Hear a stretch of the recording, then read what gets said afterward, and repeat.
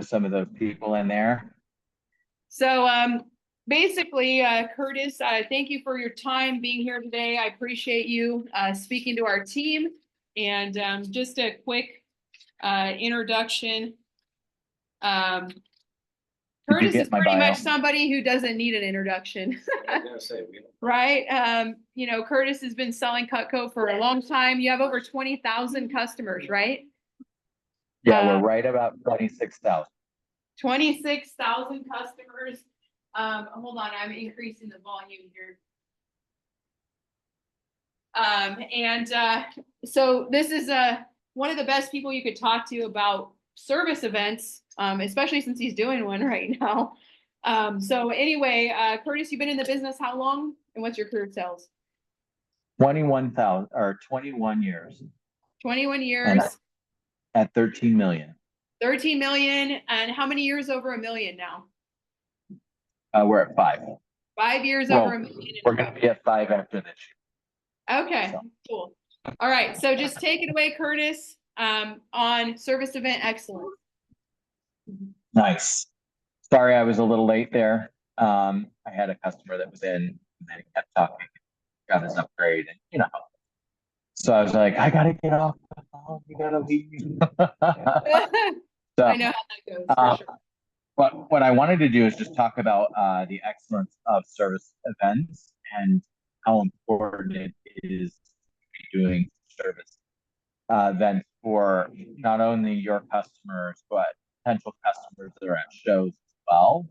I know a lot of you guys do shows that are not right in your local area, and what I would do is I would tell you to plan a time to do a service event like a day or a day after it, to get those extra customers that are needing that service done, so you don't have to come back and do service calls, a month, or promise them that you'll be back at a later date. So for me, I do a lot of service events a year. I think that we're over 200K right now in sales just at service events for the year. And I'm just going to talk about like my structure, how I do it, and why we do it, so that you guys are familiar of, how the service events go.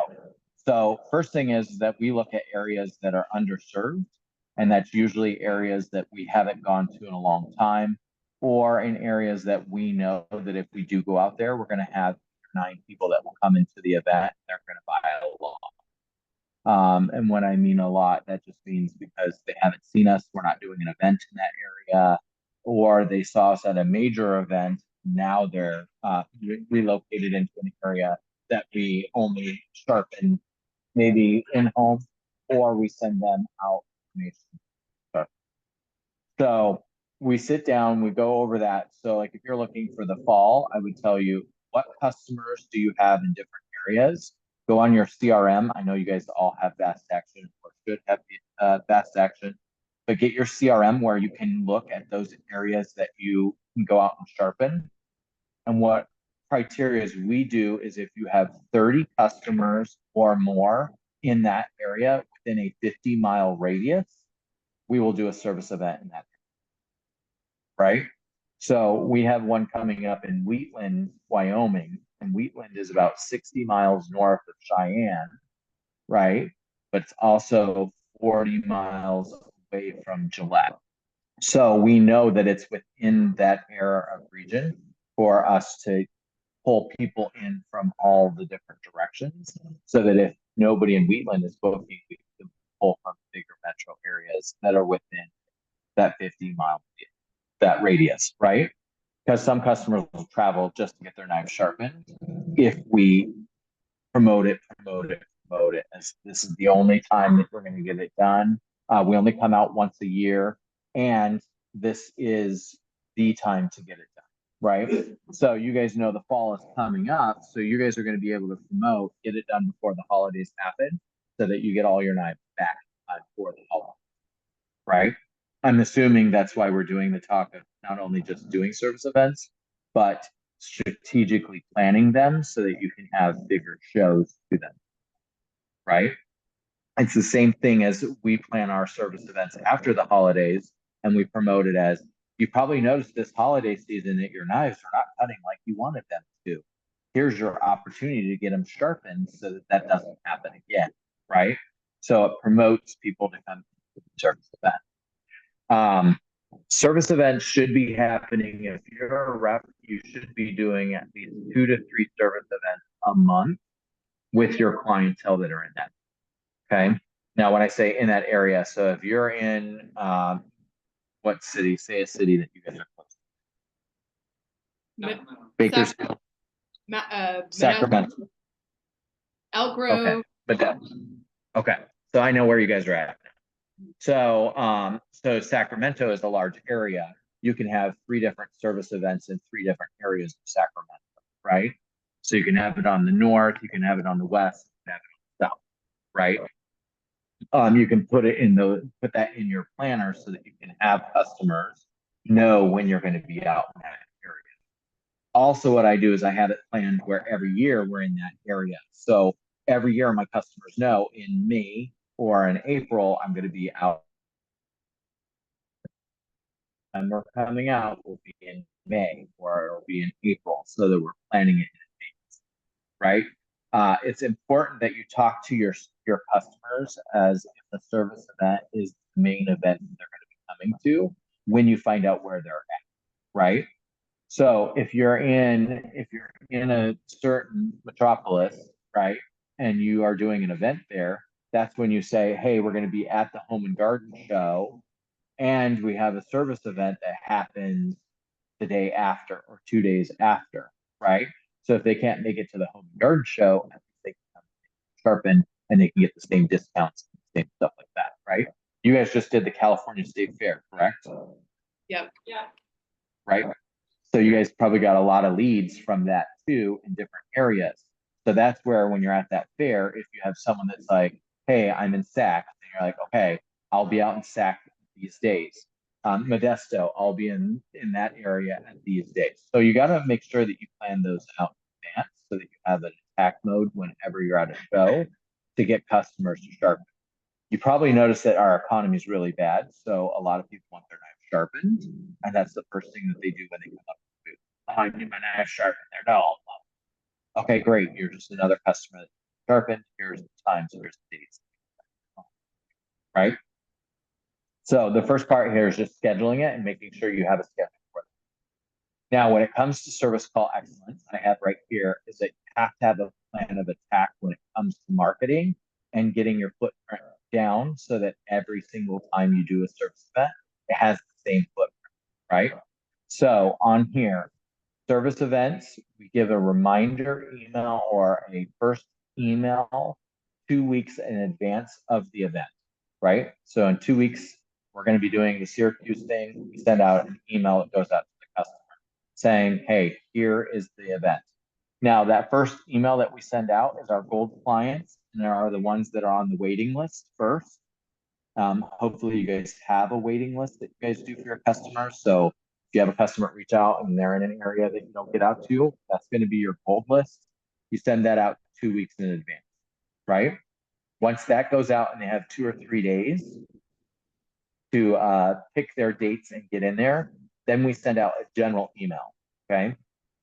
The general email is going to go out to all the customers in that area that haven't requested service or are not on our list for service.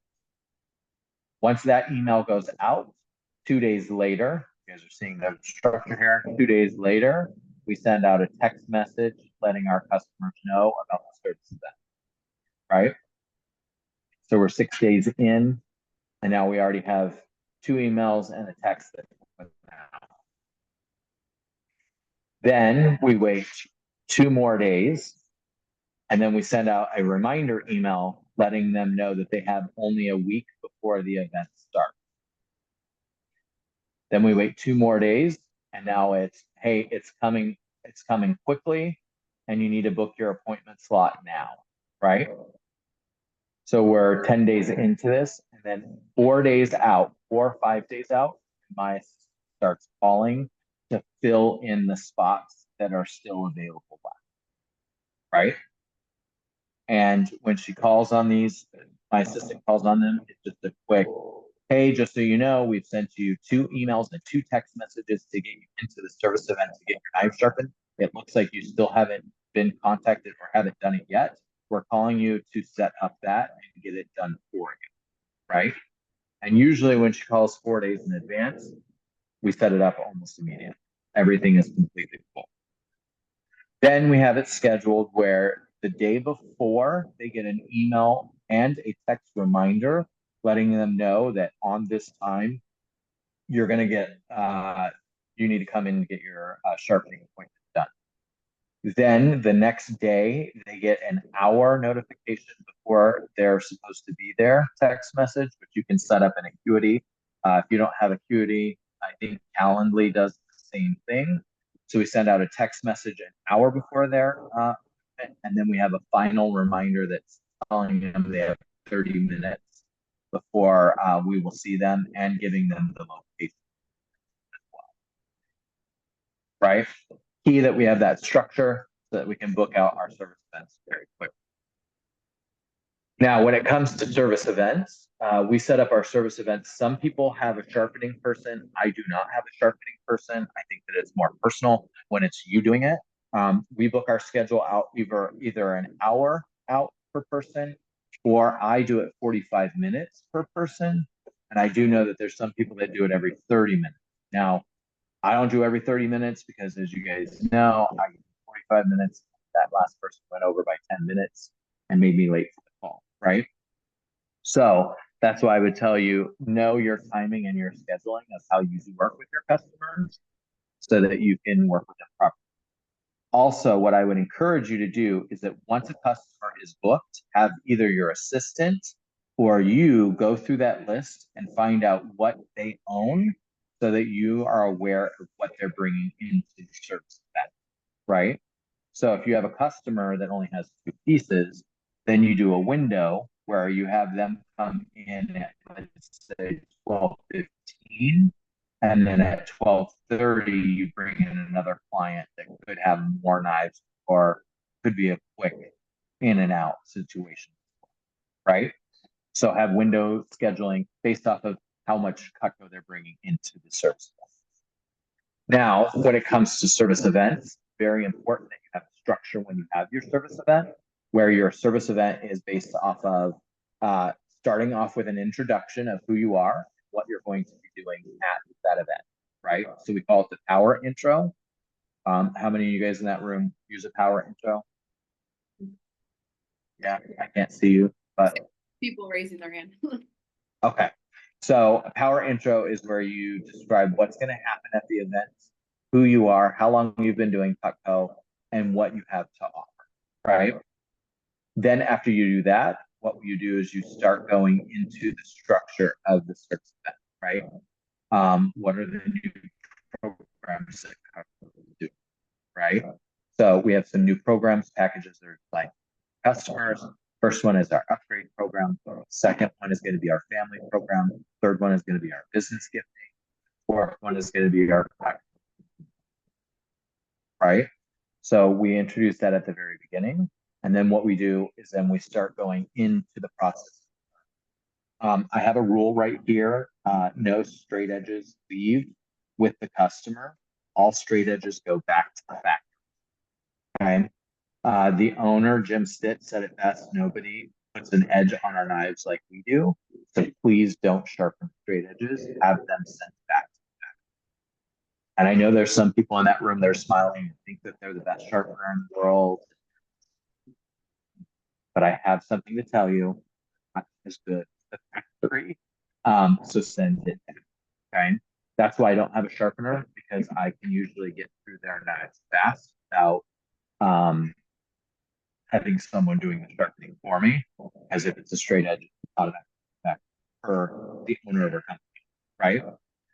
Also, I have noted here too, serrated knives, if you see any type of non-point on it, so it looks like it's curling over just a little bit, or it looks like serrated edge from our angle, it automatically goes back to the back. We don't try to sharpen it, even if there's just a little bit of that point on that double T edge that looks wrong, it goes back to the back. And everyone in the room knows what I'm saying here, because you've seen it. Just be very, very extra about sending things back, right? customer service is by them utilizing their guarantee that they paid for. So I would highly recommend that you also send back everything. Now, yes, are they going to be upset? Some of them, yeah, they do, but they'll get over it. That's your job. Your job is typically to give them the best service ever. And the best thing to do that is to send it back.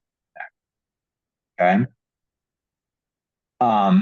When you are doing that with your customer, that is your time to find what the problem is and then solve the problem. You should be selling through the whole entire time of your service event, where it's like, oh, what do you use a paring knife? Oh, you're not supposed to use that on a cutting board. That's supposed to be used in the air. So here's the knife that you should be using, right? Be the trained professional and let them know if you're using it right or wrong and how to create a space for them to identify which knives they need to add to their collection or to take advantage of the different packaging programs that has to offer, right? Then what I would tell you to do is make sure that you guys are doing the protocol, which is doing the service request on the app. I don't know if you guys have been doing that. I know that Denise has probably been hounded by Cutco to tell like her team to do this. So they want everything to be digital now. If you don't have a printer, I would tell you to go and get a printer. Okay. The printer is going to be something that you guys are going to need at your service events. Makes it easier. Plus, it gives that customer an actual customer receipt that you can print off and you can put it in the box with it. Right. I love it because it actually sends an email right to that customer, letting them know exactly what knives are being serviced and what needs to be taken care of. And it also gives them the bill right up front so that they know that the $14 or the $9 that I charge them is for the return repair or the sharpening as well. Cool. Make sure that you guys do have all of the sheets. If you don't, I would tell you go online and do that. Once you guys do this, you guys start getting in there, have fun with your customers. I always either bring alcohol or I have food for them to have, just so that they have some kind of fun thing to do with me. Where it's like, hey, if you need some coffee, if you need iced tea, if you need a snack, we got that back there for you. Some sandwiches, make it a little bit more personal. Also, I have here, let them know that you're going to be their electrician, their pool boy. Let them know that you're going to be someone that they're going to want and have friends. Cool. So when it comes to it, just make sure that you guys are on top of service events. Make sure that you guys promote it with every customer. So I have it here. Whenever I'm with the new customer at the booth, we talk about, hey, if the knives ever go dull, we'll come to your house, we'll sharpen it, or you'll send it into the factory and they'll replace it, refurbish it for free. You guys need to start putting in there. Now we can either come out to the house or you can bring it into a service event where we sharpen them right on the spot, or you can send them back to the factory. If you're someone that's not going to be doing service calls, don't even mention it in your script. Your script should just say, hey, we have service events where you can bring it into, or you can send it into the factory and they do that for you as well. Sound good? Yeah. What other service event stuff would you like me to speak about? You guys have any questions about service events? And you guys are Danny is asking if you have pictures of your setup. yes. Do you want to see my setup now? I'll just take you right into the event. Yeah. Show us the goods. Okay. So we do what we call a T setup. So second. You guys can see. How are you? I'll be right back. Okay. So we have the cookup setup is on the T. How are you? Good. Just on a conference call, helping other people, and then I'll be right back. So you have your cookware here, ultimate flatware, and you have all the knives on one tray. All the other knives on the second tray. Homemaker. And then back there is like all of our supplies and everything like that. And then you have all your gifts and accessories. So does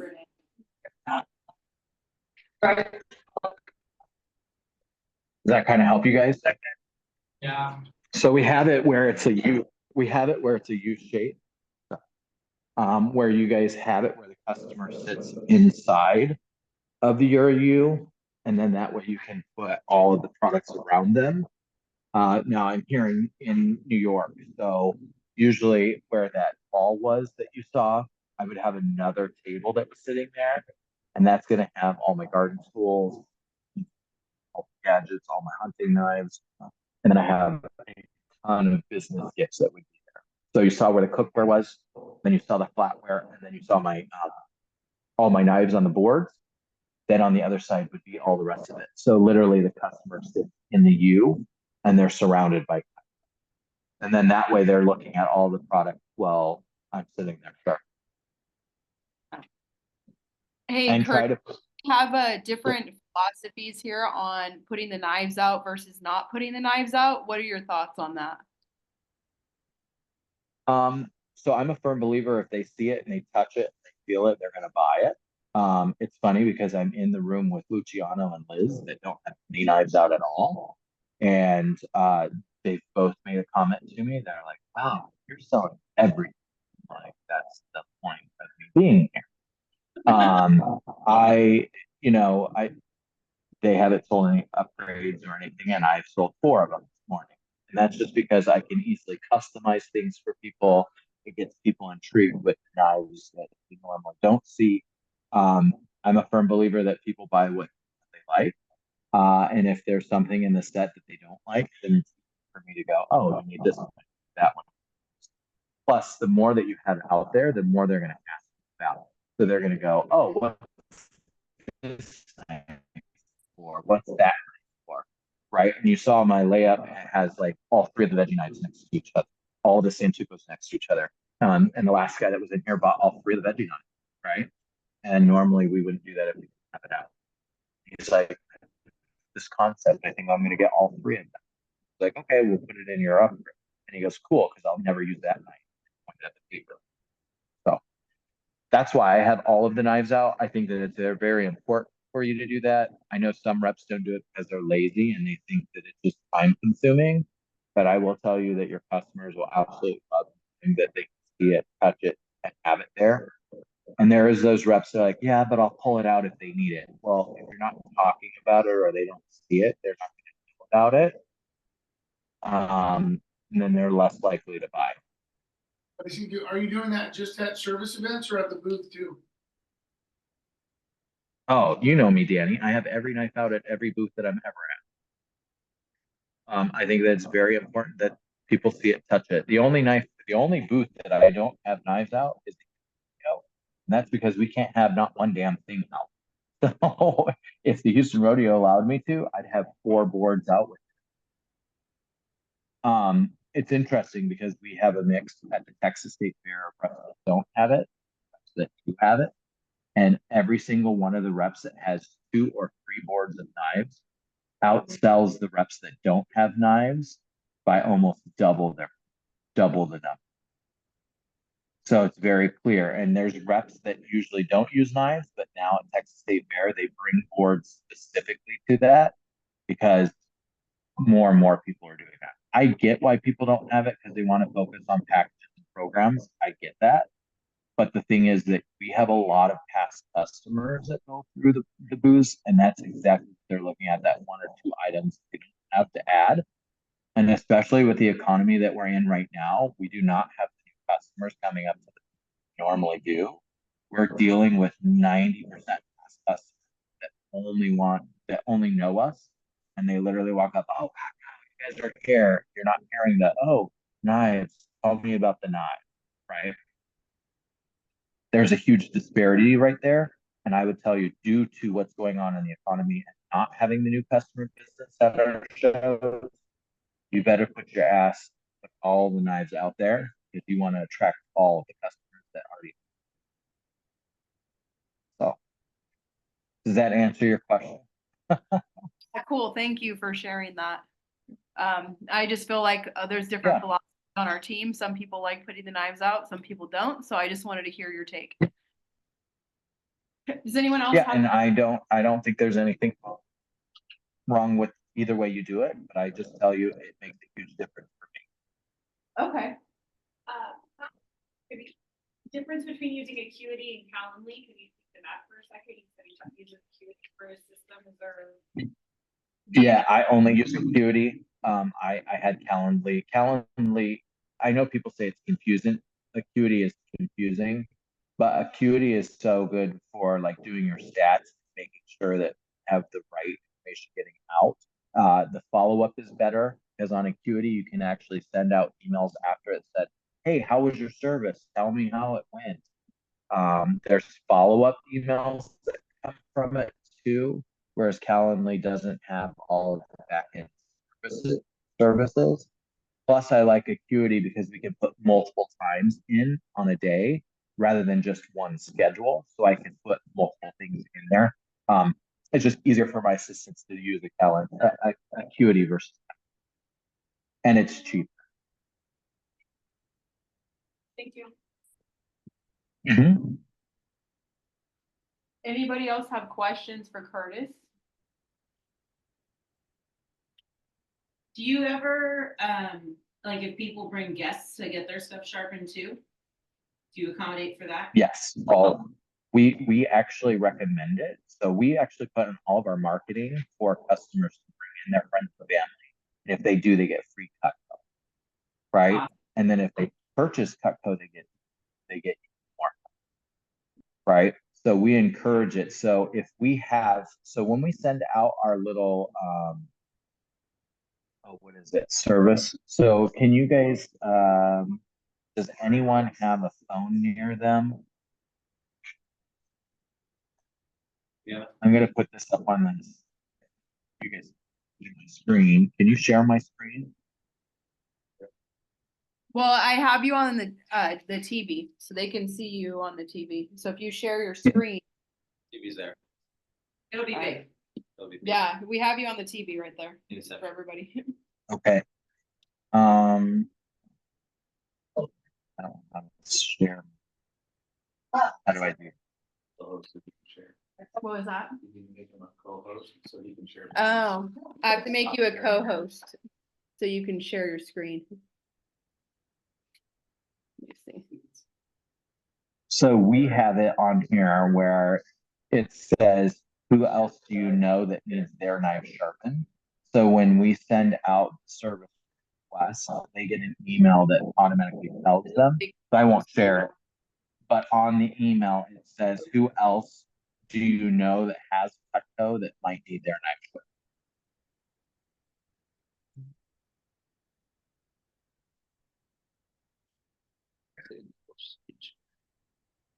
Well, mine's already shared, but I'm trying to figure out how to make you a co-host so that you could share your Yeah, screen. you hit the arrow on the side. So Advanced. multiple participants can share. Okay. Now see if that works. If you're able to share your screen. Anything? What was that? Can you see me now? We can see you. Can you see this here? The screen? No. Do you see? You can't see my scan me. So I'm just gonna send it. I'm gonna send it in the chat. How about Send it in the chat. Okay. Thank you. yeah.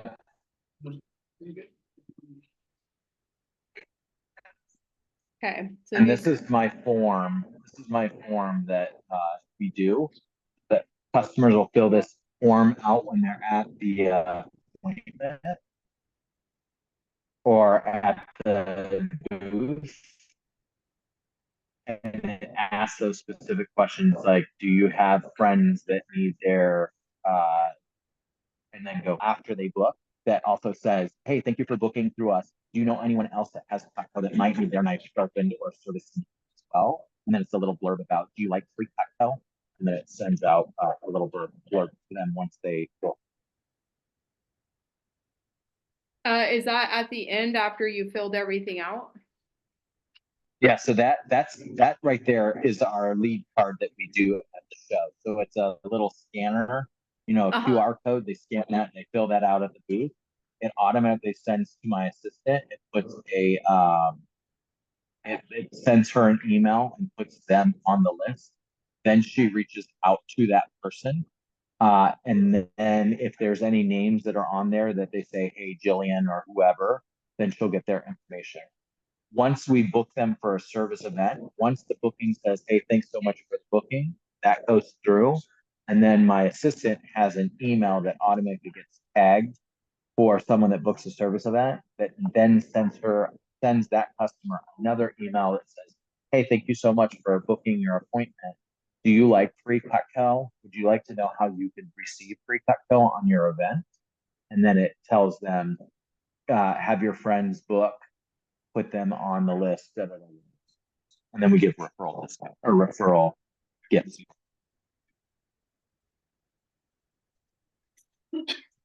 So Jeremy's asking what free Cutco do you give and how are you, what was that? Determining what to give. And how are you determining what to give? Like, do you have a program that you're using for that? Yeah, so what we do is they get a free peeler, can opener, ice cream scoop. It's usually our mall promo stuff. If you don't have any of that, I just tell your manager to order you $5 peelers, and you have peelers to give to the customer. And then based off of if the customer comes in and they buy, then we either give them something free on their order while they're ordering too, or what we do is we give them money off of their next purchase. So let's say Jill brings in her friend Susan, she buys something, then I give her $150 gift card either to let's say she buys an ultimate, then I go, here's $150 free cut. What would you like for that?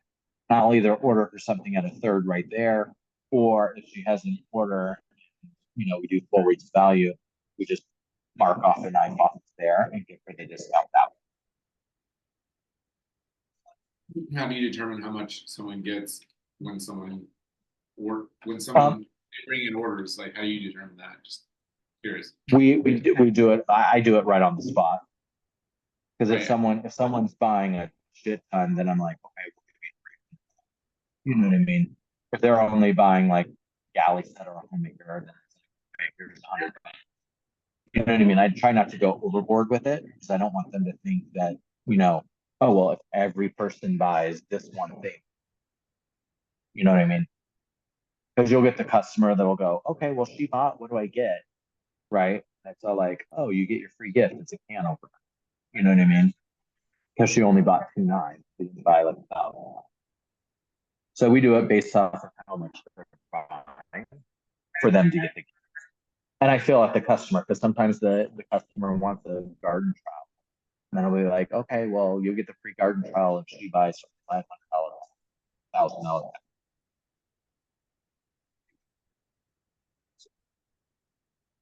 Cool. Anybody else have questions?